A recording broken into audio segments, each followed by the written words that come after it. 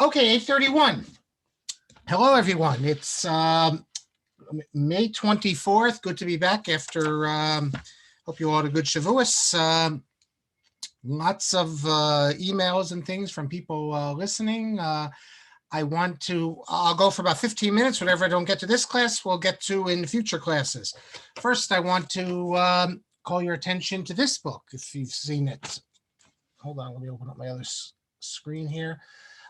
Rabbi Aaron Adler, who was giving classes on Torah in Motion, just came out with a book called 70 Conversations in Transit with Rabbi Soloveitchik. So why am I mentioning this to you?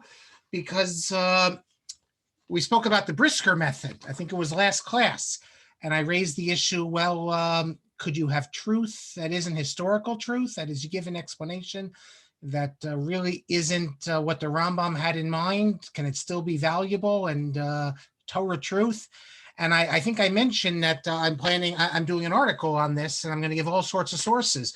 Well, on page 72 here, he records that after one of the Rav's 4-hour Yortzeit Shiurim, he says, packed with sensational hiddushim, interpreting the Rambam, he says, listen to this.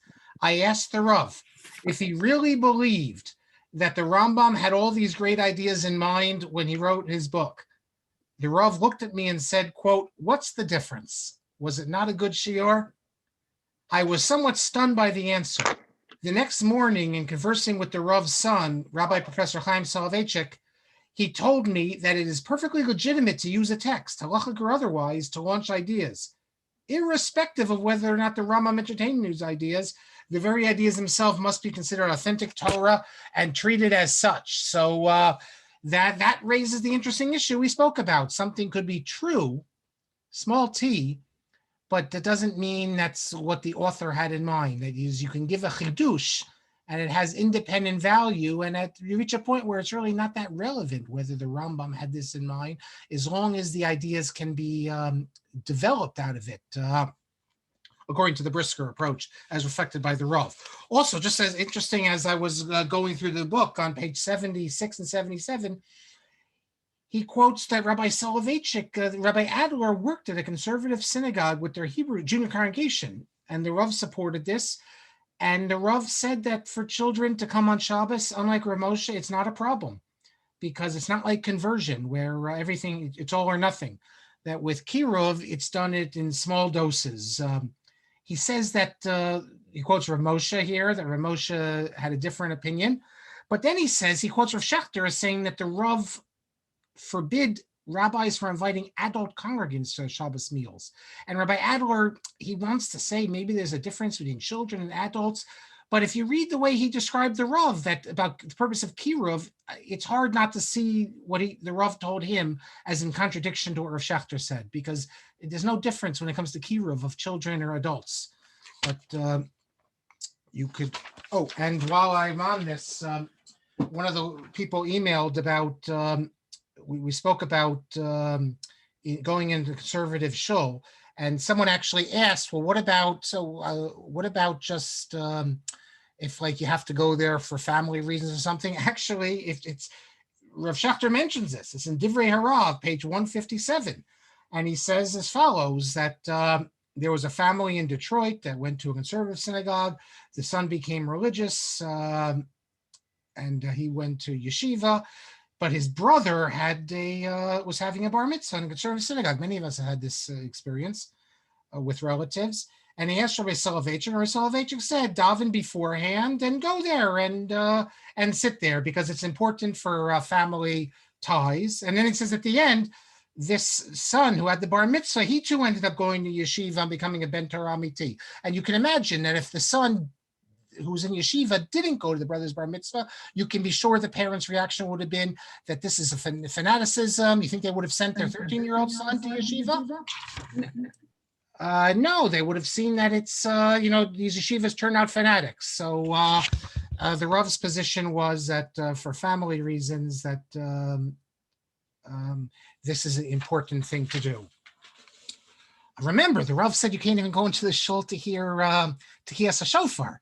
So it's interesting that, this image that people have that he was absolutely opposed under all circumstances, we see it's really not the case. There was enough exceptions. Let me share a screen here. Just to follow up, if you remember a few weeks ago, more than a few weeks ago, I told you about this case in Long Island where the Vaad said that not to, go to a new hechsher. And lo and behold, if you read the New York Post, look at this. It made the New York Post yesterday. Long Island rabbis accused of mafia-like methods in kosher turf battle because one of the people who the rabbi said don't eat there because they used a different hashgacha, suing them in court. By the way, he got I don't know if this is a reliable Beis Din or not, in Lakewood. He got a heter to go to secular court because the Vaad HaKashrus of the 5 towns has 53 rabbis. I know a few of them. None of them refused to apparently appear before this Beis Din. And it's an interesting case. I don't know if Nat Lewin's with us tonight to talk about it, the First Amendment, because on the one hand, the Vaad's lawyers say that the lawsuit is without merit because, of course, the rabbis have an obligation and a right under the First Amendment to guide their followers in religious issues. And if you read the article that spoke about it, the Vaad is clear that it has nothing really to do with the kashrus of this organization per se, the new one, but they think it's important to have one kashrus in the entire city. So I don't see how this really gets started as a lawsuit, but at Beis Din, I can see it. But on the other hand, you can't just say, let's say you say don't eat with someone because the kashrus is no good. Does that mean you can never sue? I don't know. It would seem not. Because the rabbis can claim it's they're doing their religious due diligence. But we'll see what happens with that. We had a case like this in my town. I support this. I think it's important. If there's one Vaad, and you want to keep the standards, it's important to have it. So we had a restaurant in our town and where they took the hashgacha off. They didn't tell you why. Obviously, there was issues here. And within 2 days, they have a new hashgacha from Passaic, one of the Haredi hashgacha. So fine, I believe in supporting. And the rabbi said, don't eat in this place. And it was closed within like 2 months because of myself and lots of other people, most people wouldn't go there in the name of communal loyalty, that if the rabbis say not to, we don't want to have another hashgacha coming in. Even if it's a very reputable hashgacha, it should be just the Vaad. The problem with me was that I'll reveal something, I don't know, some people know. I had a gift certificate it was like $100. I got a gift certificate, $200 for my parents, and I had used $70, and I had like $130. So the problem was I didn't want to wait money to go to waste. So let's say the hashgacha from the Vaad was gone on Sunday, and by Tuesday you had the new hashgacha.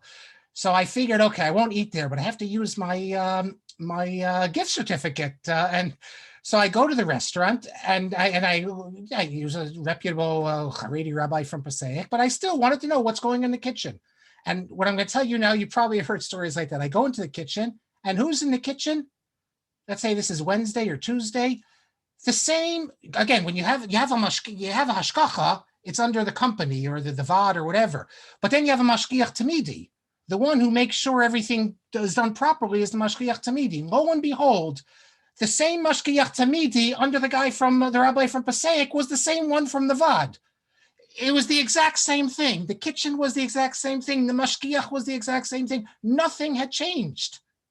So it's just who was paying a salary. Was it the hashgacha organization in Passaic, or was it the local hashgacha organization? But okay, I still get it that you got to support the local thing. So I got my food, I finished up my gift certificate, and I never was seen in the restaurant again. A few of you emailed me. Oh, a couple more things here. One of you from Brooklyn, Mordechai from Brooklyn. He sent me, we spoke about Mitzvah Tanz. So look what he sent me, and then you'll find interesting the story about this. I don't know if many people know this situation. First, let me show you the Mitzvah Tanz. We spoke about the Mitzvah Tanz, and I gave the example of Mitzvah Tanz because anyone who tells you there's no mixed dancing, it's not true. You have plenty of mixed dancing. Here's mixed dancing. So what's going on here? I'm going to explain why this is a religious Zionist wedding. I'll explain to you what the guy, the chassan, with the strimal is. You might not know that it's a religious Zionist Hasidic Rebbe. But first, watch the Mitzvah Tanz, and then I'll tell you about this family. It's an incredible story, very interesting, I should say. Actually, hold on, I got to share the sound here. Let me share the sound with you. If you haven't heard about this, you'll find it interesting. So, but here's the Mitzvah Tanz, mixed dancing, but only for the bride and groom.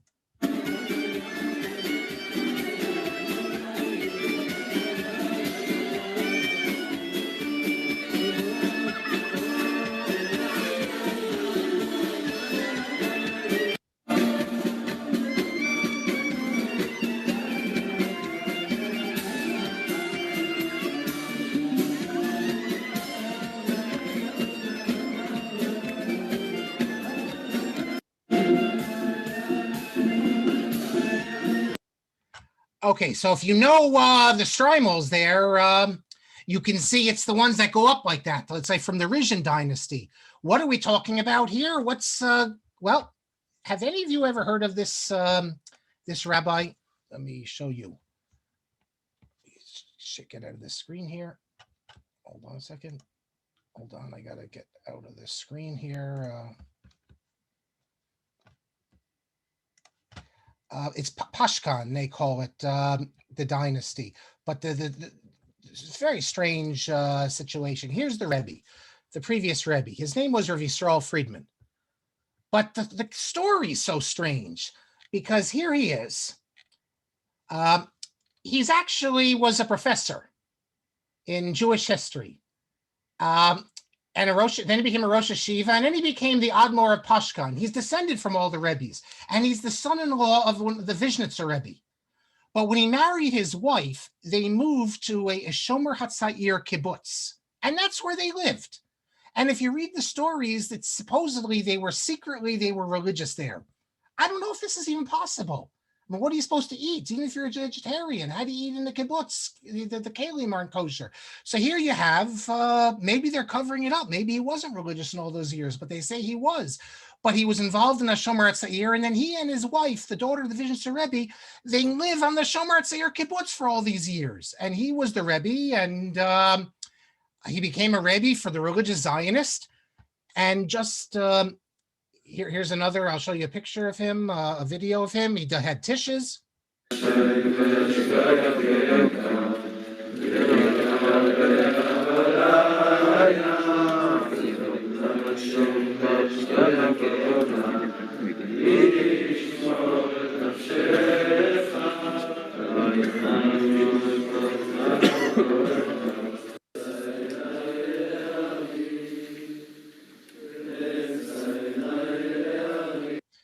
So you see, it's a religious Zionist crowd there. Then he died a couple years ago, and who was succeeded by the new Rebbe, the one you saw in the video, they're dancing. He's a general in the Israeli army, religious Zionist.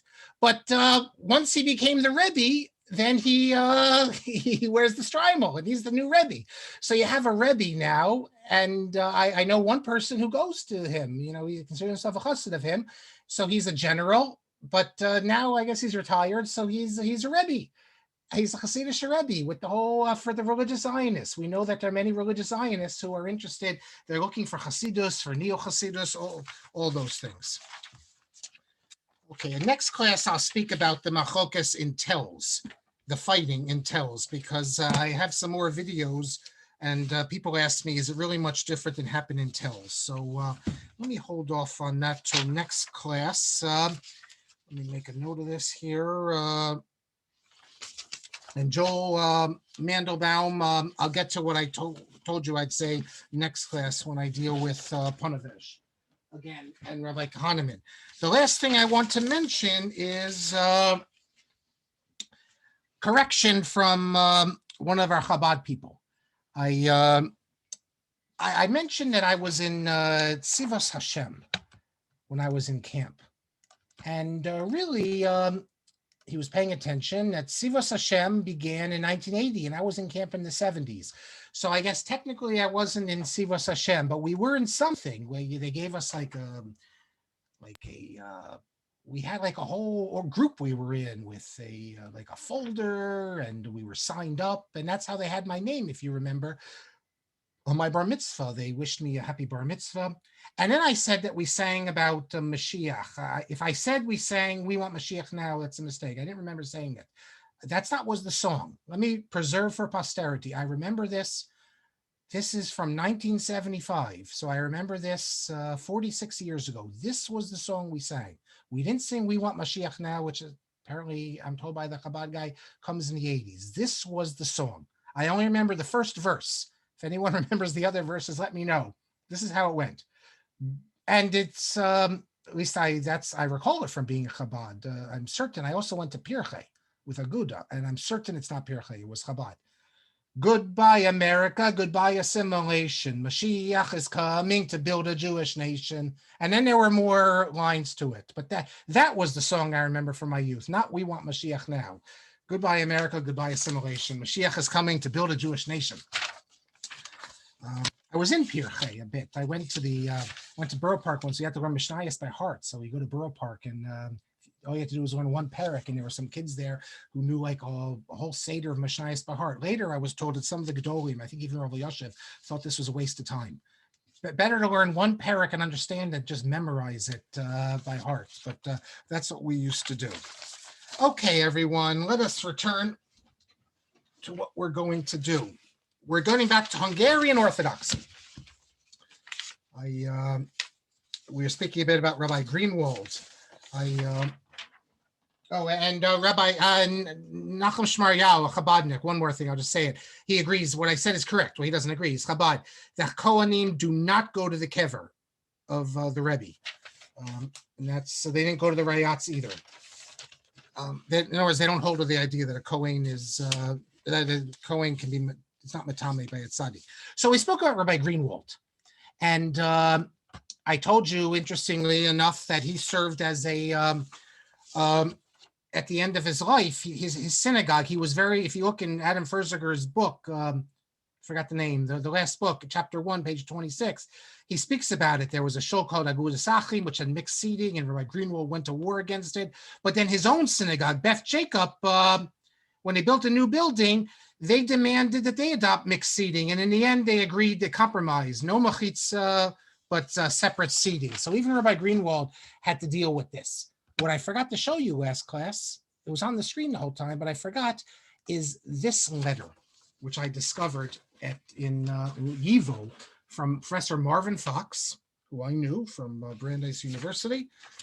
It's a letter to Chaim Bloch, well-known forger and other things. We don't need to get into that now. But he tells the story that after Rabbi Greenwald died, Marvin Fox at this time was teaching, and he's a Musmach from Skokie, but he was teaching at Ohio State in Columbus, how Rabbi Greenwald asked Marvin Fox to be maspid him, not any of the local rabbis. I don't know why. But then he talks about Rabbi Greenwald had maybe the largest collection of letters from great rabbis in America, historical scholars, everything he had. And these would be very valuable. And Marvin Fox records that the wife and the children burnt it all. A terrible, terrible loss. Quite apart from that, he had a huge collection of books, one of the largest private collections in America. What happened to that? Fox tells the story that what did they do? The widow, together with her son, decided to give the books to Hebrew Union College. He says, and I oppose this also. I said that it's forbidden to give holy books of a Talmud Chacham and Reish Hamayim to a reform institution where they degrade the Torah. But the widow said that the HUC helped her husband in his work, and therefore she gave it all to him. It's a strange stoic thing there, but this is how Hebrew Union College has one of the great collections of responsa literature and rabbinic literature, because they got the Greenwald Library. And I heard from someone else the story. Rabbi Greenwald was in Columbus. Every time he needed a book, he just called up on the phone, and they sent the book from Cincinnati. And his wife saw that he couldn't have done any of his work, and the Hebrew Union College was anything he needed, they would send to him, and therefore she felt that she should reward them for that. But if you go to HUC today, I've been there one time, you can see the Sfarim from Rabbi Kusio Greenwald. We're picking up with, in the Sefer now, I introduced you in last class to the Hungarian situation. We're up to page, let's see, page 349, Siman Kuf Samach Hey. I introduced the issue of Orthodox and status quo and neolog. I mentioned Shimshon Raphael Hirsch. If you look in this book, Shemesh Merapet, number 93, it's the letter that I mentioned, where Rav Shimshon Raphael Hirsch sends a letter to a Rabbi Goitein in Hungary saying that it's okay if the community doesn't want to join the Orthodox and wants to be status quo, as long as the community is Shomer Torah mitzvos, what's the difference? That's fine. Although Hirsch must have recognized this was going to create problems, because he said to the rabbi, don't publicize my opinion. But from Hirsch's standpoint, you can't compel people to belong to an organization, even though that's exactly what the Marvin and others said. So we spoke all about that. I mentioned, I explained the whole situation. One thing I didn't mention is that we even have one case where you had an Orthodox group that were members of the Neologues. How did that happen? It happened in the city of Munkach. Munkach, which is run by the Munkach Rebbe of Chaim Eliezer Shapiro, a big extremist, anti-Zionist. But the controversy I'm going to speak about had nothing to do with anti-Zionism, because the Belzers were also anti-Zionist. But the Belzers, in the interwar years, the Belzer Rebbe settled in Munkach, and he was persecuted by the Munkacher Rebbe. Instead of calling them, the Munkacher would call the Hasidim of bells, not Hasidei bells, Chazire bells, pigs of bells. Terrible stuff. And then after the Belzer Rebbe died, the Munkacher Hasidim said, we cannot stay in this community, because the Munkacher was also the Rav of the community. So they wanted to form a status quo community, but for whatever reason, the government didn't allow it. So in the city of Munkach, Mukachevo, it's in the Ukraine today, the Belzer Hasidim joined, they declared themselves Neolog. So and what did the Munkacher Rebbe said? Well, they're no different than any other Neolog. All Neologs are reformers, and therefore you can't daven with them. You can't do anything. But the Belzers in Munkach were officially Neolog. If you go to Budapest today, one of the Chabad shuls is technically a Neolog shul. So I guess if you're Hungarian Orthodox, you can't step foot in it, because it's a cherem on stepping foot in it.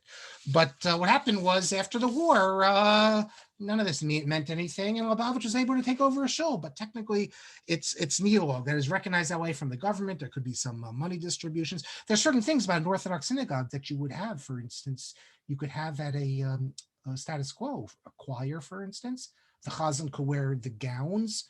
There were decrees that were made, a number of decrees made by the Hungarian Orthodox, that to be an Orthodox synagogue, you could not do it. You couldn't have a wedding in the synagogue. If you go to the Kaczynski show in Budapest, you see the chuppah is in the back of the show. There was a number of decrees that were instituted. You couldn't have a preacher in the vernacular in an Orthodox synagogue. These were all things that you could not have. So you could have them in the status quo. Remember, I said status quo shuls became basically like modern Orthodox type of shuls. So we're up to now Siman Kuf Samachet.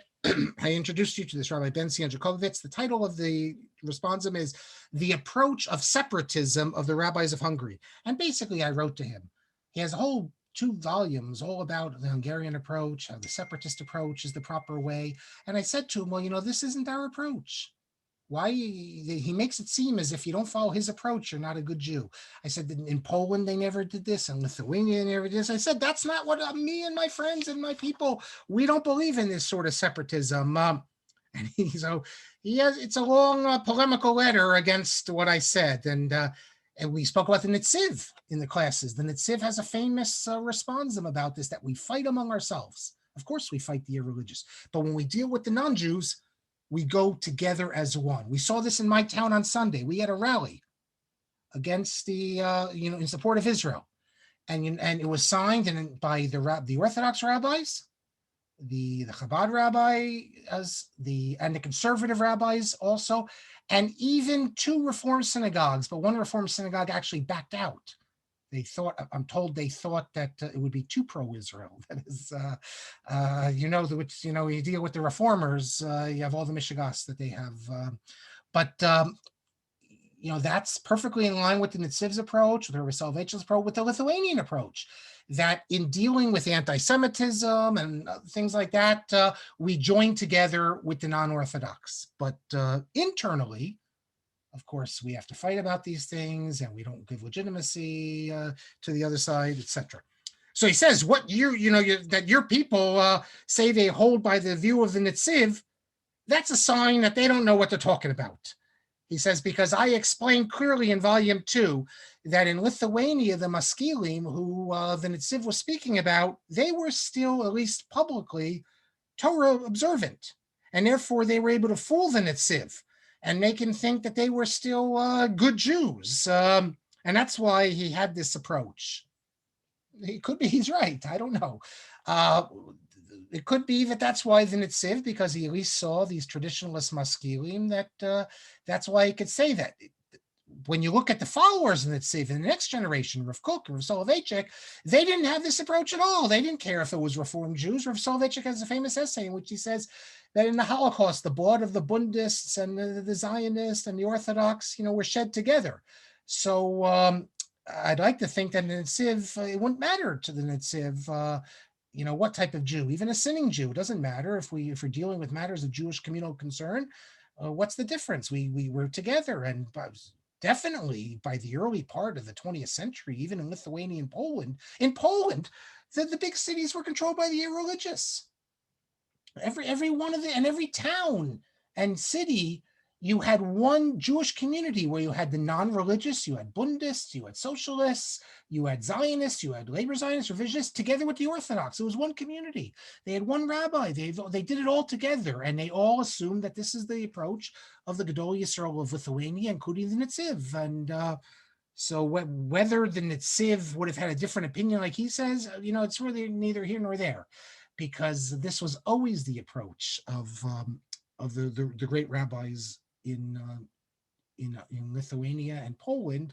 Unlike in Hungary and in Germany, that's where we had the great feud between Rabbi Hirsch and Rabbi Bamberger that we've spoken about. And then he goes on how bad these people that the Nitziv was so friendly with, what did they do in the end? They destroyed his great yeshiva Volozhin, which we know is not true. The Maskilim did not destroy the yeshiva Volozhin. Usually they'll tell you that it's because of the secular studies that the Maskilim got the government to institute, but we know it's not true. We've spoken about it. And then he says that if you look around, listen to this, and you see Hayom Yiddishkeit, that's what it says here, Yiddishkeit, the whole Kitzei Teva, you see Judaism throughout the whole world, this is all due to Yehudei Ungarn. This is only because of Hungarian Orthodoxy. So if anyone's wondering why in your local towns you have yeshivas and you have kosher food and everything, he's telling us it's all because of Hungarian Orthodoxy. Whatever. So he quotes someone else who says that. But then he says, but you know what? Your group, I don lekafschos. I'm judging them favorably because Russia Yeshivot, that is in the Litvish world, Lo Bekin b'chol ha'history Yehudit. These Russia Yeshiva, they don't know Jewish history of Hamei HaKodemet. They don't know what happened in the 19th century. He says, Adarabah. But if they are really Erech HaYidin, they should learn my books, and then they'll see why they're misguided. But he's right that the Rosh Yeshiva don't know history. But that's if they knew the history, it wouldn't change it because they learned the history of Lithuania and Poland, and that this was not the approach of Lithuania and Poland. It was the approach of some of Germany, but it wasn't the approach of most of Germany. There was only, I think, four separatist kehillas in all of Germany. You had Frankfurt, you had Berlin, and Karlsruhe, I think, was one. And I believe you had one more. That's it. Most German Orthodox Jews, even Frankfurt, most German Orthodox Jews refused to go along with Hirsch. So, but Hungary was very successful. If you want to know where separatism succeeded in Hungary, it succeeded in Hungary. So then, what about with the Palestine? They wanted to bring it to Palestine. but it didn't work there either. You have a small group called the Eda Haredit. You had that before the state, you have it now, but look in Israel. Pretty much everyone is in one community. The Haredim, they fight. They do the same thing that, when the Satmar said, how could you be in the Knesset? The response was, what's the difference? We were in the Polish parliament. We have to fight for our rights. So this model of being in one, and when they're throwing bombs and when they're attacking us, there's great unity in the Jewish world, in the Haredim and the Chilonim in Israel. And so what you see in Israel today is really following the Lithuanian and Polish model, that you're in one community, they're in one Knesset, you deal with the budget, you do things, you make deals when you can, and you fight while you can. The same fights that go on in the Knesset today between the Orthodox and the non-Orthodox, these same fights went on in every Polish Jewish council and in the Vilna town council and all that. They fought about these things also. They once asked Rabbi Kahaneman of Panovich if he'd be in the Knesset. They give a position. He could serve in the Knesset. He says he's not wealthy enough. What do you mean this? What do you mean not wealthy enough? He says because sitting in Knesset, he'd hear such kafira every other day, he'd have to rip kriya. And he doesn't have enough money to buy all the clothes he need to sit in the Knesset and hear all that heresy that he'd have to be tearing kriya. But so that's really that's the approach. But you can't expect a Hungarian rabbi who's been, that's his tradition. He's been indoctrinated into that, to see anything positive. Now, the Aguda in America is of interest because they grab the bull by both horns, I guess you could say. Because on the one hand, if you look at the Aguda, they're involved in the President's Conference, and they will cooperate and do things with all the Jewish organizations at a leadership level. Their people are not doing Austritt. They're cooperating with the leaders of other organizations. However, for the masses, they do adopt the approach of Austritt, of separatism. I mentioned this in previous years. If this was going to take us back to around 2003, I think, when they had the big rally and when the bombs were going off in Israel every other day, and there was that huge rally in Washington, D.C., and everyone was going. I'm sure there's plenty of people listening to us right now who were there. And Aguda was getting a lot of pressure from its wealthy Balabatim, and they brought it to Motzei Gedol Torah, and they said that the only way they can't agree, the reason justification was if they could control who the speakers were, then they would agree. But other than that, they won't. So they didn't go, as many Agudist types did go to that rally. And I know many were upset because, this was a time to show support for what was going on in Israel. But so the Aguda for the masses has like an Austritt type of perspective. Let's go on to the next tshuva. It is number 166, page 351. It's also to this Rabbi Jacobovitz. And I wanted to ask him a question. In the book, he speaks all about how terrible the status quo rabbis are. The status quo rabbis, you were not allowed to step foot in their shul. They were considered no different than a reform rabbi or a neolog, they called them there. If you were a shochet, they gave you like a real tshuva you had to do, or if you were a rabbi, forget it, you could never get a position. They treated you just like if you were a religious Zionist. That is, just like the Hungarian, the Satmar, and the rest regarded the religious Zionist rabbis, how they were unqualified or pasul, and you couldn't be led by them. That's the same as a status quo rabbi. You could have a long beard and a bekasha. It didn't matter because he didn't join the organization. If you know some of the history, you know about Kloisenberg, for instance. Kloisenberg had one of the Gedolei Yisrael, the great grandson of the Chasam Sofer, Rabbi Glasner, Moshe Shmuel Glasner, the Dor Ravi, but he was a Tzioni, Rachmana litzlan. So therefore, they had to separate from him, and it created a huge split. It's the same thing. The status quo rabbis were regarded just like the Zionists rabbis, just like the rabbi doctors. So I had a question. There was a great, great rabbi in Hungary. His name was Rabbi Meir Perles. He's most people haven't heard of him. Let me see if I get a picture. I don't think so. I've never seen a picture of him. He's a great rabbi in Hungary. Everyone respected him. He was a leader of he went to the Pressburg Yeshiva. He dies in 1893, I see here. And I don't see a picture. So a student of the Chasam Sofer. And he was, if you look at the early documents that against the reformers, he's, oh, you know what? I found it. I typed his name into Hebrew. So let me show you his picture. Oh, I'm very happy to find it. Here, Rabbi Meir Perles. It says, Migdole Rabbi Hungaria. The Rebbe of many of the great rabbis of Hungary, the rabbi of the city of Krola, which is a Satmar Rebbe city. And let me tell you, let's see if it tells what I asked about. Yep, here it is. He opposed the division of Hungary, and therefore he was persecuted, I guess you could say, by the Hamon Am, by the masses. I've never heard that, by the way, that he was persecuted by the masses. My question was, if the status quo rabbis are so bad, and if you can't quote them, and if they're out of the fold, what about Rabbi Meir Perles, who was one of the leaders of the opposition to the reform? But when push came to shove, he refused to separate his community. He wanted one community, and he didn't want to join the Orthodox organization, and his community remained status quo. And even when he's status quo, he has Talmidim, who are leaders of the Orthodox, still relate to him with kavod and all that. How can you make, Rabbi Jacobovitz, I said, how can you make such blanket judgments about the status quo when one of the Gedolei Torah of Hungary, Rabbi Meir Perles, he was status quo? Good question. So he replies to me as follows. Interesting reply. He says, regarding what you're investigating about that Gadol, Zecher Tzaddik Livracha, he says, take a look in volume 1 and you'll see how strongly he attacks the reformers. What happened afterwards?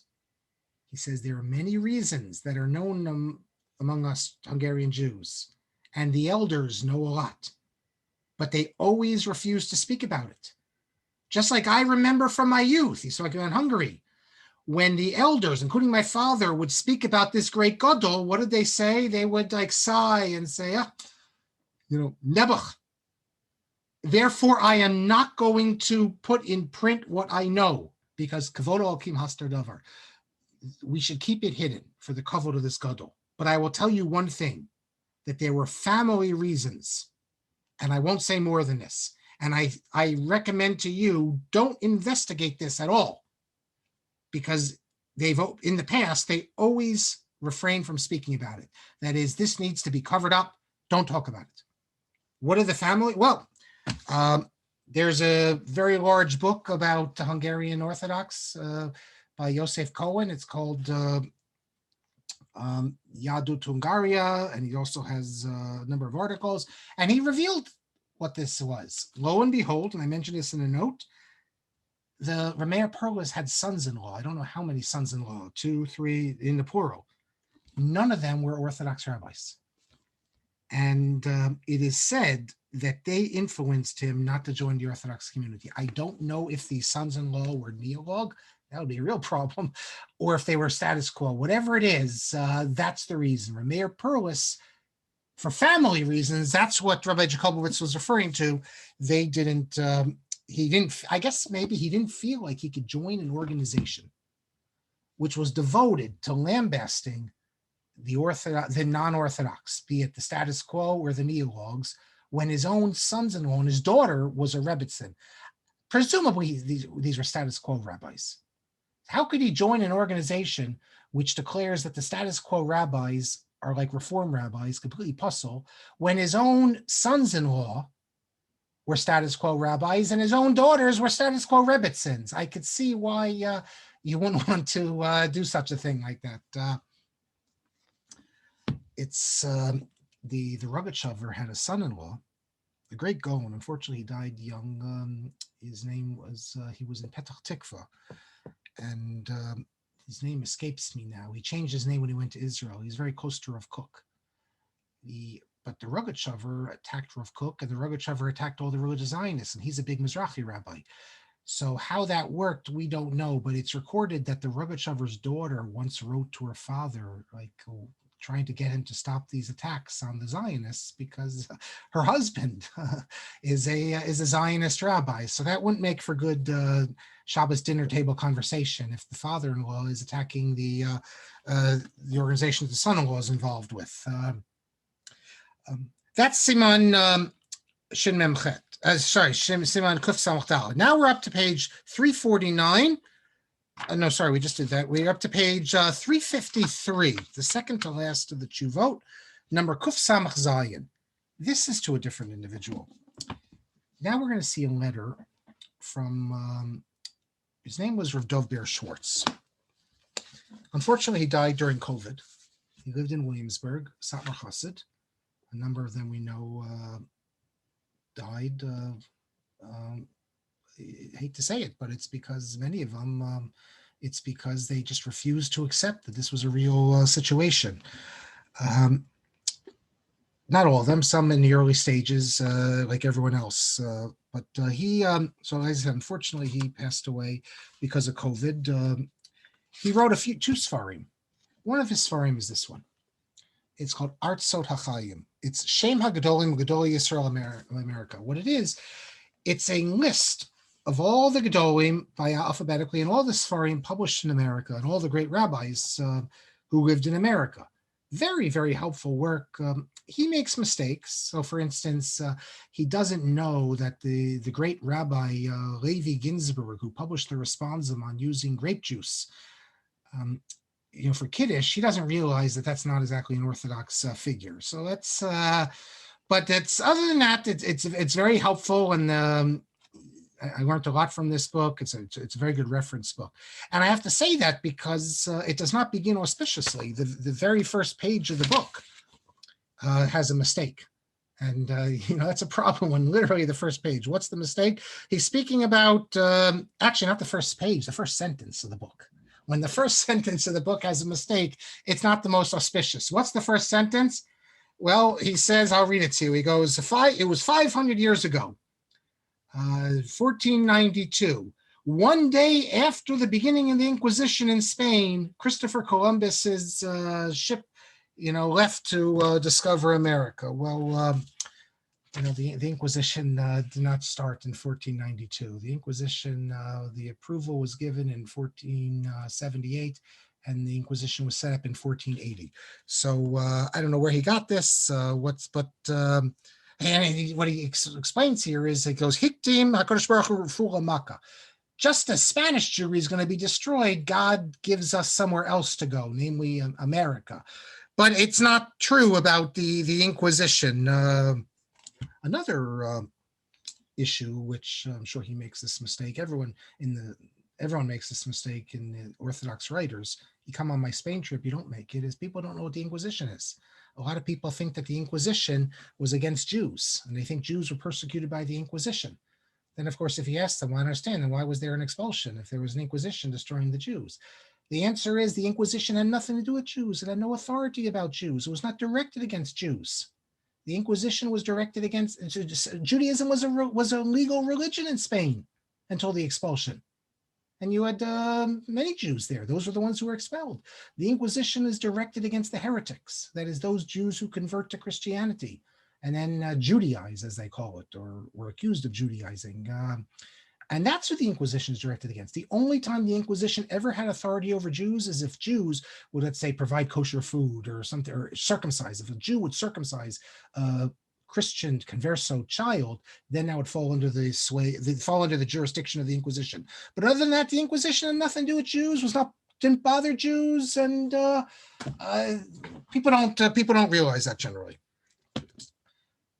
I want to show you one more thing now from this book. I say this. I know someone is going to email me afterwards. I shouldn't have said it.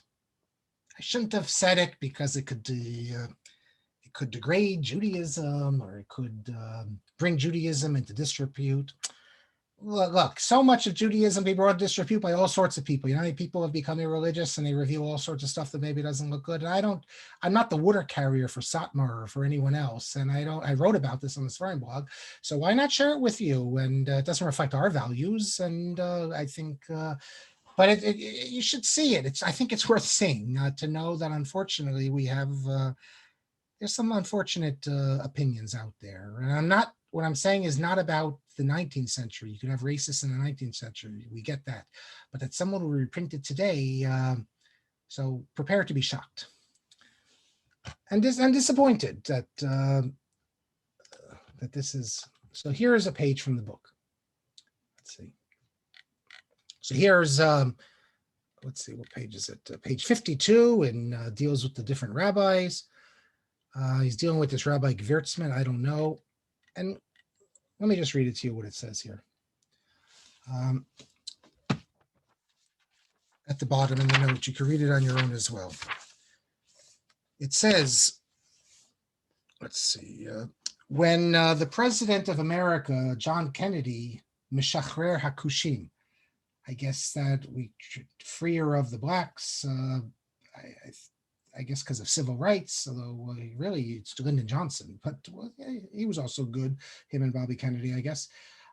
This Rabbi Gewirtzman recorded as follows, that at the time that Abraham Lincoln, the president of America, was assassinated, now that was assassinated because he had ended slavery, the Shin of Arav said that this was a deserving punishment for Abraham Lincoln. Why? Because he went against the curse, Aror Kanan Eved Yehudim, that so-called Ham's curse, which, by the way, was the religious justification for slavery. It was the religious justification for apartheid. The idea that the descendants of Ham, the Hamitic peoples, that's the blacks. Of course, I wonder, do any people who ever felt that when anesthesia was invented, did they feel that then women could not take anesthesia when they gave birth because there's a curse, in pain you shall give birth? Or how about, does that mean a man, you couldn't use a tractor because, I mean, is a curse destiny? Or is a curse that you can't get over it? I mean, it's very strange.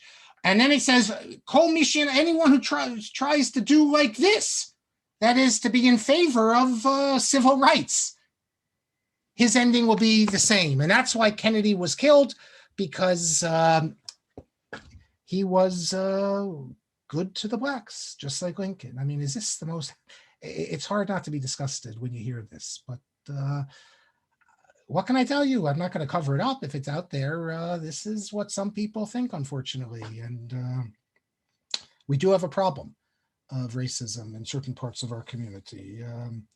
And the whole thing of the Ham's curse, a lot has been written about this. But leaving that aside, it's a very helpful book. And I just wish that this passage was not there, because it's real disgrace. So what does this have to do with my question, Hungary? Well, because the title of the title of the responsum is involving oneself with the Torah of the status quo rabbis, and also more about Meir Perles. Generally, the assumption in the Hungarian Orthodox world is that status quo rabbis are pasul, off the table, can't have any involvement with them at all. I'm going to show you something that I showed you before, but I didn't reveal it was a status quo rabbi. You might remember, I showed you this sefer. It's like the first Steinsaltz. It's it's called Hamadrich. And hold on, where's my paper here? It's written by two brothers, one Avram Singer, he's a rabbi, and his brother.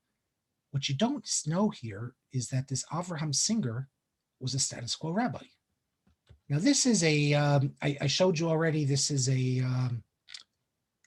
on a second. I want to show you the approbations to this book. Oh, why is it? Okay, so it's like a Steinsaltz. It has the Rashi, it has the Gemara, it has an easy explanation. He took a commentary from Rashi and made it into it's like Steinsaltz uses Rashi. So this book has more approbations. I think he realized it would be controversial, because what are you doing? You're taking the Talmud and making it easier. So he has like 30 approbations from all the different rabbis. However, they're all rabbis from Poland and Lithuania. When it comes to and Germany also, look who. Let me show you who the rabbis of Germany.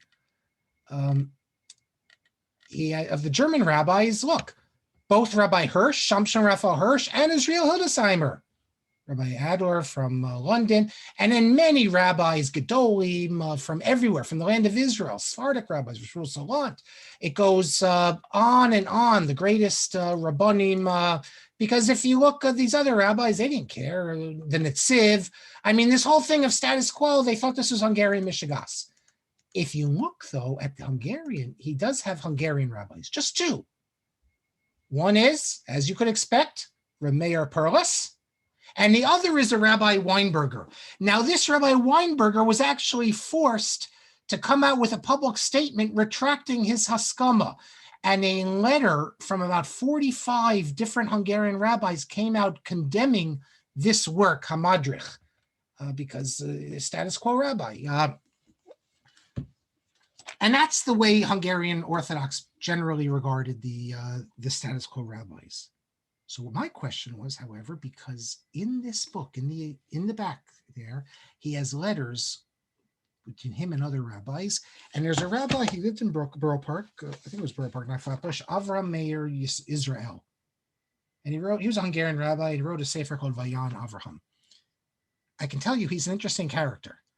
I once called his house to try to get the book. I didn't speak to him. He wasn't well, but I spoke to one of his children. But subsequently, I've learned he used to write for Sinai, the religious Zionist periodical, under a pseudonym. So we're not dealing with a typical Hungarian, although he's a Hungarian Rav. He, was it Sinai? Yeah, Sinai, I believe, or Mizrach, one of them. He was asked by Rabbi Schwartz, are you allowed to study the writings of the status quo rabbis? And if you look in his volume, number 43, he actually says that you can. He says the only issur was you can't ask, they can't be the Rav of your community. You can't ask them shilas, but you can study their writings. That is, what was the issur? Shalol kabaharateim. That was the issur, but the Torah their Torah, you could study. And he goes all through it. He says that, he makes this distinction, which is really not a Hungarian distinction. He makes it up on himself. If you look at all the Hungarian rabbis, they don't make this distinction. He assumes, however, that it's okay to involve yourself in the Torah of a status quo rabbi. You just can't, they can't be the Rav of your community or anything like that. So then I wrote to Rabbi Schwartz, and I wanted to get an understanding of this because he cites Rabbi Israel cites Rabbi Meir Perles as a perfect example. If you look at Meir Perles, his Talmidim would still write to him. So even though he's status quo. So I wrote to Rabbi Schwartz. I was sort of trying to be maybe mischievous. I wrote to him saying, but you can't bring a proof from Meir Perles because Meir Perles is a separate case. He's one of the Gedolei Yisrael, and he was the Rebbe of all these rabbis in Hungary. What are they supposed to do? Reject their Rebbe? So I wanted to say that, I was trying to basically put him on the spot. How can he conclude this, that you can, and what's going on here? Why would he write? Well, why would he think of even asking this question? And he explains it to me. He says that the reason was because he was actually, someone came to him to hire him to prepare for publication one of the volumes of the status quo rabbis, the hiddushim, and he wanted to know, well, could I do that? Because we know that the status quo rabbis were puzzled. They were made no difference, kira b'nei. Instead of rabbanei, resh ayin, ra, then b'nei, hanilogim. They're no different than the neologims. And just like the Maram Shik said, so therefore I had a question, could I do this or not? So then he wrote, that's why he wrote to this rabbi. And then he says to me, it's very interesting. He says that what I said, that Rav Meir Perles is a separate case, he says the rabbis, they did not give their words to l'shiurim. They didn't make these distinctions. If you're going to tell me, he's the liberal now, he's saying, if you're going to tell me that you can learn the Torah of Meir Perles, then you can learn the Torah of any status quo rabbi. And he says that Rabbi Meir Perles was well respected by all of them, and that's why he asked the question from the Gedolim, and they gave their opinion. And the opinion was, this rabbi, that you could involve yourself with the Torah of the status quo rabbi, which, as I said, it's really shocking because if the status quo rabbis, like the Neolog rabbis, are completely puzzled, well, why can you learn the Torah? On the contrary, you can't learn the Torah. That's what they all said. Had he asked a different rabbi, not this Rabbi Meir Israel, who was an academic scholar, a shtickle, things like that, he would have got a different answer. We are now up to, and normally we stop now, but I'm going to go because I want to finish the book itself tonight, and then we'll have the appendix for next class. Maybe I think I'll take 2 classes of the appendix, maybe 1, but I think 2. And then, as I said, I want to do letters that were not included. And this is a letter also getting back to Rabbi Ben Sion Jacobowitz. He has 2 volumes of Hungarian Orthodoxy, and he doesn't deal with a man named Rav Shlomo Zvi Schueck. Let me show you what he looks like. From the Marvin Schueck's family. Here he is. I found a picture. That's him in the middle. And those are his sons. And his son-in-law, Meir Stein.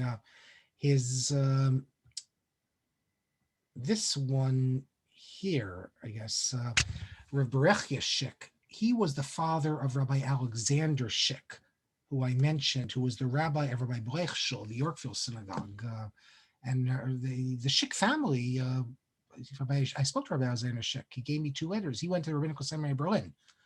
And he gave me 2 letters he got from Rabbi Chayak of Weinberg. He told me he sent his son to Lakewood. He reprinted their grandfather's writings. This Rav Shlomo Zvi Schueck was really out of place. He was a German Orthodox type rabbi who was stuck in Hungary. He was a defender of the status quo, and he took a trip to Eretz Yisrael when Rav Kook was in Yafo, and with a whole group from his city, Kartzig in Hungary, and they met Rav Kook. Adam Ferziger wrote his master's dissertation at Yeshiva University on him. He has 2 volumes of Tshuvot, Sheilot Tshuvot Rashban.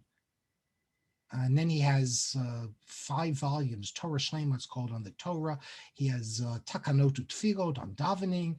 He has probably 15 different books. He has one called Mimosha ad Moshe, which is about the history of his relative, the Maram Schueck. So lots of very interesting, unusual stuff. But because he stood up for the status quo rabbis, and he refused to go along, even though he himself, his community was Orthodox, but he refused to go along with the putting them in Cherem. He was basically put in Cherem. The only people who ever would quote his writings are rabbis outside of Hungary. If you look in the people he's corresponding with in his Tshuvot, he's only corresponding with status quo rabbis and non-Hungarian rabbis. So I wanted to know about him. Why Rabbi Jacobowitz? Tell me something about Rabbi Shlomo Zvi Schueck. Why don't you deal with him? And look what he says. Regarding this rabbi, he won't even mention his name, that you asked me about. And I wrote in my email, my letter to him, there's no email, this is 1989. I said, you didn't write about this rabbi, Rabbi Shlomo Zvi Schueck, that many rabbis opposed him. He says, Hineni omer b'fem malei shelo harbe rabbanim hitnagdu ela kol rabbanei Ungarn. He says, don't say that most of the rabbis opposed him, rather all the rabbis opposed him. He's probably right that all the Orthodox rabbis opposed him in Hungary. Because, why? Because hu yatsa min haklal. He left the Orthodox group, and his whole point was to join together with the neologues. He was opposed to all separatism, and he constantly spoke about the need to be unified. That's even though his community was Orthodox. And then he says, in the end, Yotza Mikol Orthodox, in the end, they left Orthodoxy, and he made his community neologue. That is Motzi Shemra. Absolutely false. His community never became neologue. His community never became status quo. His community remained Orthodox. Although what does it mean to be Orthodox? Orthodox just means you follow the Orthodox prohibitions, the 9 things you can't do, and also you pay your dues and you're associated with it. But he was always, and he's the rabbi. He's not the community. He's paid by the community. The community was Orthodox, and they liked him. But he always. He never spoke, as far as I know, about getting rid of Orthodox communities. What he said is that those rabbis who don't join the Orthodox, the status quo, we still need to treat them with respect and that sort of thing. He was the rabbi in Kartzig. They called him a Kartziger. Incidentally, I'll tell you about another community that was status quo, Debrecen. We all know Moshe Stern, the Debrecen Rav. That was the Orthodox community, but the separatist community. But the main community in Debrecen was status quo. And then he says that they would do stuff with the flour to make it for Pesach in this city Kartzag. But what did they know? When you went to Kartzag, you did not stay overnight there. You didn't want to, you went there, you did what you have to do, and you left, because chas v'shalom to stay overnight in that city that has the Rav, like, he's even worse than the status quo, because he's an Orthodox rabbi who's defending the status quo. We all know that it's always worse if you're one of the group and you're not 100% loyal. And that's the final tshuva. There's a lot more. God willing, we'll return to Hungary, and we'll talk lots. You'll come on my trip if you want. Some of you have already been. We'll talk all about the Hungarian situation, and we'll see these sites, and we can reflect on it. With this, we have finished the book, class 49 of the tshuva, the section. And I wasn't sure how long it would take. I told you this already. I'm happy to see, though, that it's been popular. If you look online, the first class, if you look on YouTube, has like 1967 or 68. Almost by the end of the week, we'll have 2,000 hits. That's a lot. And so many thousands of hits for these classes. You need people watching on YouTube as well as the people listening. What I want to do, though, I'll get to the questions in a minute. I'm not done, because next class,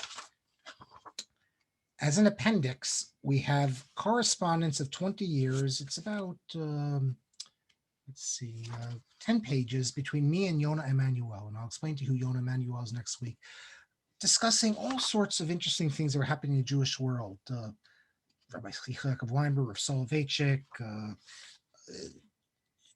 I have excerpts of letters that he wrote to me, and it really takes us back 20 and 30 years ago into the religious life in the land of Israel. And I'll tell you about this fascinating individual, Yonah Emanuel, a great Talmud Chacham who worked for a living. I remember when he edited the journal Hamayan, when I first wrote to him to subscribe to it, I addressed him as Rabbi Yonah Emanuel. And he wrote back to me and says, I'm not a rabbi. He says, Ani osek b'yishuvo shel olam. He's involved in, he makes a living. He owned the, remember in Israel, up at the top of King George, there used to be an optician. I forgot the first, something et Emmanuel. It was two partners, but right at the top, next to where Richie's was, if you remember Richie's, for those years ago, pizza, right at when you get to the top of the street of King George. He was an optician. A survivor. Well, I'll give you the whole story and why these letters are of such interest as well. We'll talk about the Rav Soloveitchik's funeral, well, lots of stuff, the Meiri. But so that'll probably take us 2 classes, I think. So we're not done yet.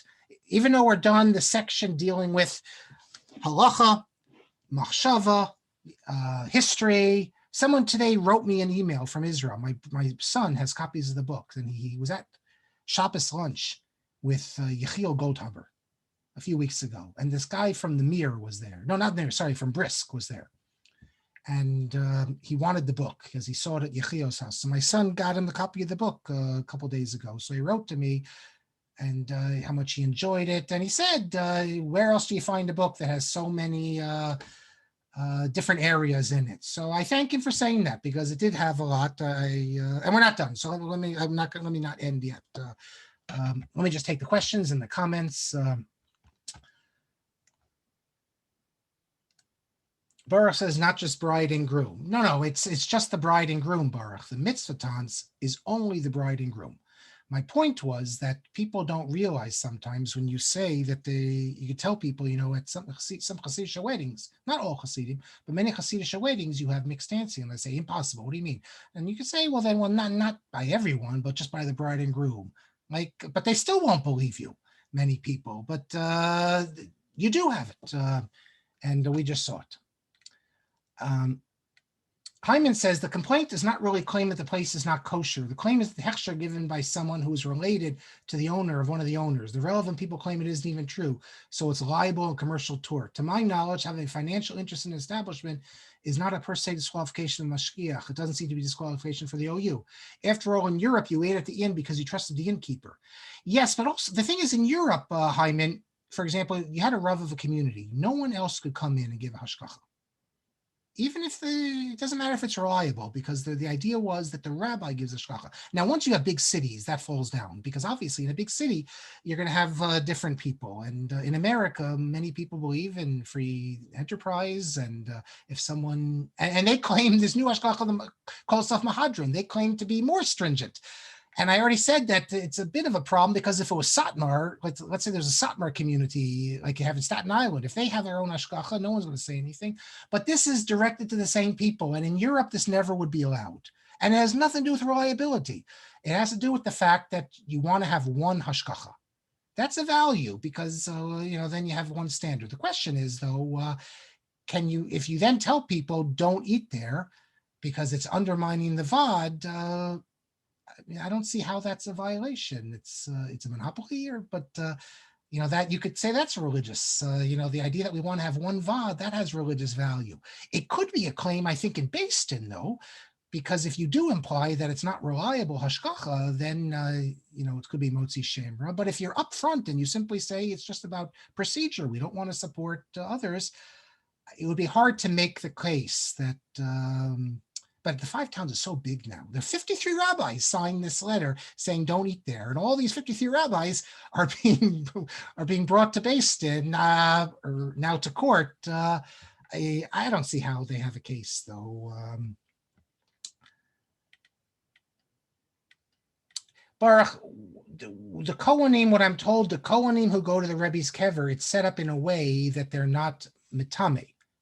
But the Chabad does not hold, and the Rebbe already established this with the Rayats, that you don't say that because the Rebbe is such a tzaddik that a Kohen can just step on the kever. On the contrary, they set it up in such a way that he doesn't. Rabbi Hartman says that Rabbi Mel Schechter, father of Herschel, told us about this topic and said he was uncertain whether Hungarian Orthodox rabbi can be Mesader Kiddushin today in a shul.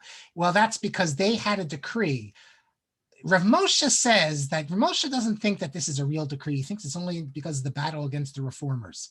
But the Hungarians don't think that. They think it still applies even today. Let me take that back. The Hungarian Orthodox, plenty of Hungarian Orthodox who came to America, though, agreed with Rav Moshe that today it's not really that relevant. If you, Schneier Lyman, if you listen to his, it's on YU Torah. He gave years ago, before he went to Hungary. So I listened to his talks. That there were people as they would go to sites, they have a tape recorder and he'd speak about the different sites.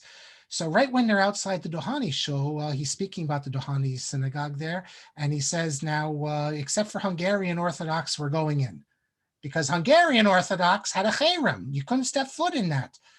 It is no difference in Frankfurt, incidentally. You can't go there anymore. Mordechai Harvitz, the Mata Levi show, because it was destroyed in Kristallnacht. You can go to the place in Frankfurt and they have a model like on the ground. You could see where it was.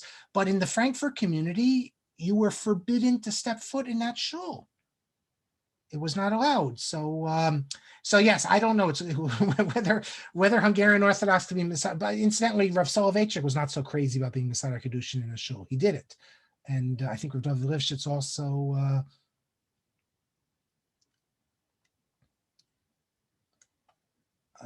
what Mike sends out, a Hasidic rabbi attacked by adversaries in Lemberg. I don't know what that is. Send it to me offline. I'll look at it later. Yes, Yisrael. Thank you, David. Yisrael Abba Citron. Citron is his Israeli name. He had another name.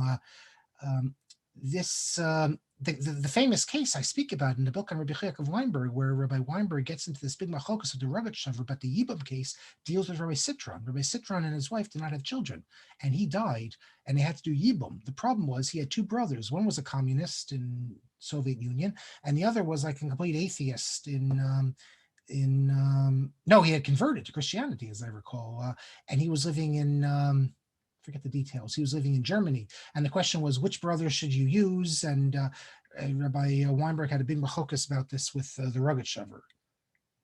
Ellen says, in the early days, there was pikpukim, questions about anesthesia and childbirth. Queen Victoria made it kosher. There were questions about, the Sri deals with it also, about anesthesia with a bris milah. I think today we all assume that it's okay, at least localized. But there were people, I think it's Rabbi Meir Perles, if I'm not mistaken, Imre Yosher, who claims that you can't use anesthesia on a kid because just like Avram Avinu felt it with pain, so too all the children need to feel it with pain. And the response to this is who says? Who says just because Avram Avinu had pain that we have to have pain now? If we can get rid of the pain, let's get rid of the pain. Just like we can get rid of the pain with anesthesia and childbirth. Rabbi Kelman, if you can just email that to me, I'll, you know what, instead of emailing it to me, I will simply, while we're speaking here, as I'm going down, I'm going to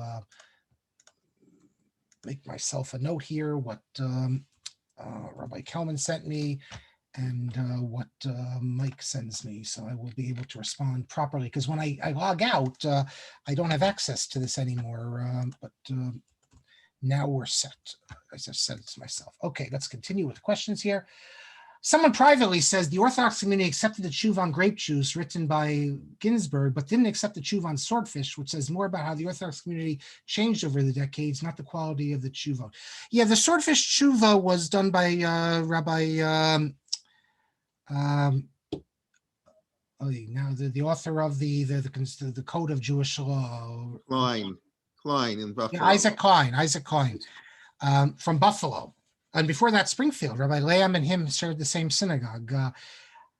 All I would say to that, to the private person, is that the Orthodox community in America did eat swordfish. I showed in an earlier class the Agudas Rabbanim list of kosher fish, and swordfish is on there. Rabbi Zivotofsky has an article showing how swordfish became non-kosher, and the credit or the blame is Rabbi Tendler. Rabbi Tendler is the reason that swordfish became non-kosher. He made it a cause celeb for himself, and he pushed this matter. And both Rabbi Tendler and Rabbi Klein used the same information from the one swordfish expert in America at the Museum of Natural History.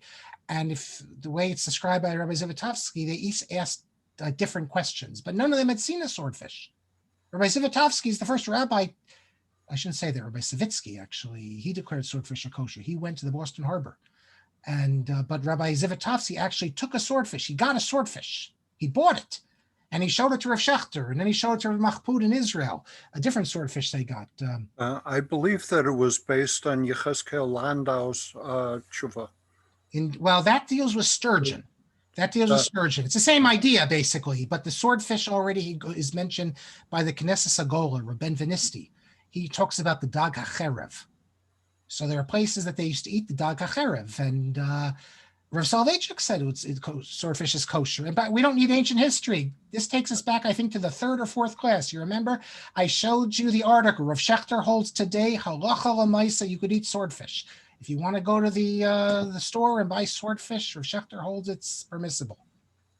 But it was, of course, it was taken down. They took down from the Jewish Press's article. But if you ask him, he'll tell you it's kosher. He's been saying this for years because the Rav held it's kosher. Rabbi Savitsky, I confirm this with his son, in his Shabbos Hagadol drasha, he got up into this whole community and said that swordfish is kosher, and the Rebbitzin said, but you can't bring it in the house. She wouldn't allow it. It's a machlokas, swordfish. The question I raised when I dealt with Rav Shechter is I think swordfish today is so unkosher in America that even though Rav Shechter is like the posek of America, he's the halach authority for the OU.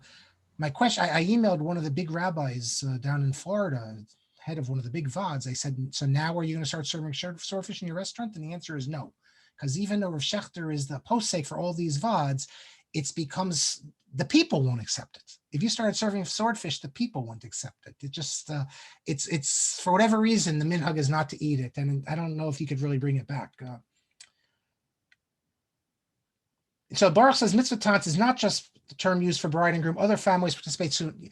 When I'm speaking about where they hold hands. I'm not talking about like where for example, they are in a circle of some sort holding on to the rope or the handkerchief or something, or if a man is touching a man. And I'm talking about when bride and groom are mixed dancing. That's what I'm referring to. You don't have any other people doing that. The one exception is, if you recall, Baruch, I showed you from the Carlin Stolen wedding, where you had the Rebbe, you had the son, you had the bride, and you had the mechutan, and they were all dancing in one circle. which is a bit strange. And finally, David Eisen says Yonah Emanuel's optical store was called Udman et Emmanuel. Oman and Emmanuel, and today is just Oman. Yes, okay. So we will talk next class. I don't know what Victoria Day is, if that's today. So Oh boy! I wish you Canadian Rabbi history Kalman. lessons. Oh my gosh! I thought today's legal holiday in Canada today. Holiday, Queen okay. Victoria, Victorian age. So Yes, that's, but I didn't know. So but you're a revolutionary. So what can we expect? we fought a war to remove ourselves from that. That's it. We peacefully, the British North America Act. So we'll see you next week before Rabbi Kalman, class number 50. It's a very auspicious day. 50 is it's an Yovel. achievement. Yes, Yovel. So Once in a Yovel, that's it. Baruch Hashem. Okay, we look. some of these faces have been with me since the first one, so it's a big achievement. Yes, Okay, Rabbi Kalman, really, take it away. Yasher Koach, doctor, for a wonderful year of classes. This was really a fill-in because of COVID. That Marc said, Dr. Shapiro said it was hard to, he didn't have access to all his books and research. Everything was locked down. We're talking a year ago. So he'll talk about his book for a few weeks until, things calm down. And here we are a year later. But that's how the best things work out. So very good. We look forward to it. Whatever, 2, 3, 4 weeks, however long it takes to finish, then we'll move on to Show Lieberman, and then we'll figure out who's after Show Lieberman, but or maybe another book. But anyways, thank you very much. We look forward to next week. My teachers, Shaul Lieberman and Jose Faur. Aleihem Shalom. Okay. They'll be mentioned. They'll both get a mention. Yes. Okay. All right. Tomorrow we're off. We're sort of in between semesters, or whatever words you want to use. So no class tomorrow. But Marty Elections class will continue Wednesday morning at 11 a.m. and Dr. Sokolov the Torah. So we'll be back both on Wednesday and Thursday, just the Parsha Shir, and Friday the Pirkei Avot Shir. And then we'll be sending out in the next day or two some of our upcoming programs that we're in the middle of working on. And that's it. Marc, they want to know, do you know about Canadian football? Hold on, one more thing before we end. Someone privately emails me that it's also okay for a father to hold his daughter's hand. I think I showed you the video of Mordechai Ben David doing this with his granddaughter. Okay, so that's also, I guess, for the Mitzvah Tanz. Yes. But in the Litvish, I worked at a hotel. I was a waiter. And I think I told you the story that I went back and told my Rebbe, Rabbi Perles from YU's son. I was shocked when I saw that for the first time. And he said, it's an old issue that the Litvakin had with the Hasidim. Because I never heard of such a thing like this. And the Litvish never did it. It was only the Hasidim who did it. This was at the Shalimar Catering Hall in Staten Island, if anyone remembers the Shalimar. And okay. By the way, you mentioned Rabbi Tendler. I understand he needs a refuah shlema. I got a couple emails like today that he's in intensive care, and we should wish him a refuah shlema. And it was Ari Zivotofsky gave that talk, I guess, on Shabbos. I just looked for it on Torah Motion. I couldn't find it. I think he gave that talk in Toronto on Shabbos about the history of swordfish. How as you know, it used to be a kosher animal. In the 1930s, the Agudas HaRabbanim had it on the list of kosher animals, and today it's identified with the conservative movement. That's why, because they were matir it, so that became like part of the battle between. And he has great articles. I can send anyone Zivotofsky's article, and you can send it. It's in Hebrew though. The article's in Hebrew. It's in English. It was on maybe there are two articles. I don't even know if I have the English one. You can send me the English one. Yeah. I have the Hebrew one. It's like a 40-page article, and at his halachic suda, which was done under the hashgacha of the Rabbanut of Jerusalem, they served swordfish, and you could see a picture online of the giant swordfish. So there you go. Yes, I understand. It's Moshe David Ben Bela. That's what I understand. I think what I got out of it's with the A-I or E or whatever the spelling. But yes, that is the name. So it's had a refuah shlema. We should all be well and hear good news. B'surah tova to everybody. In fact, I'm going to be dealing with Rabbi Tendler in this series coming up soon. Okay.